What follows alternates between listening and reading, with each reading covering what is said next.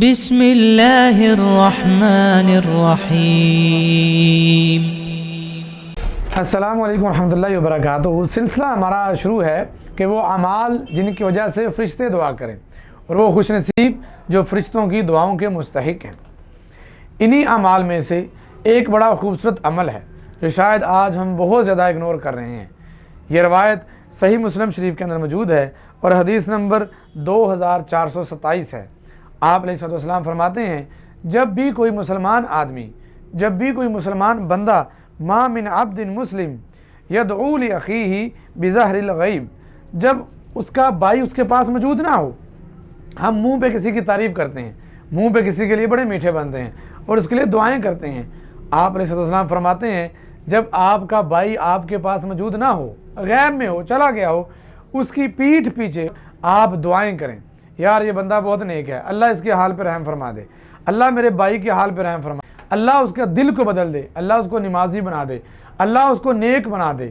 جب یہ دعائیں آپ اپنے کسی بھائی مسلمان کے لیے کرتے ہیں، آپ علیہ السلام فرماتے ہیں، جب کوئی بندہ یہ دعائیں کر رہا ہوتا ہے، قال المالک، ایک اللہ رب العزت کی طرف سے فرشتہ ہے جس کی یہ ڈیوٹی لگ جاتی ہے، وہ اس بندے کے پاس کھڑا ہو کے کہتا ہے، وَلَكَ بِمِثْلِ، اللہ یہ جو دعا اپنے بھائی کے لیے کر رہا ہے، اللہ میں اس کے لیے دعا کرتا ہوں کہ اس کے حق میں بھی وہ دعا قبول فرما لے۔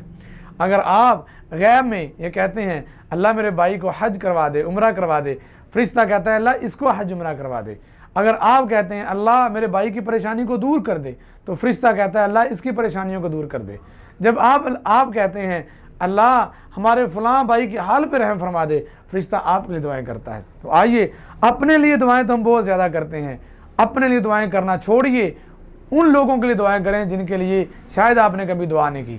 اور جب آپ ان کے لیے دعائیں کریں گے، آپ کے لیے وہ نہیں دعا کریں گے بلکہ آپ کے لیے وہ دعا کریں گے جو اللہ کے نوری ملائکہ ہیں، اللہ کے فرشتے ہیں۔ تو آئیے اپنے آپ کو فرشتوں کی دعاؤں کا مستحق بنائیے، اپنے بھائیوں کے لیے، اپنے عزیزوں کے لیے، اپنے ہم وطنوں کے لیے، اپنے ہم مسلکوں کے لیے، اپنی قوم کے لیے، اپنی ملت کے لیے ڈھیروں دعائیں کیجیے اور فرشتوں سے ڈھیروں دعائیں پائیے۔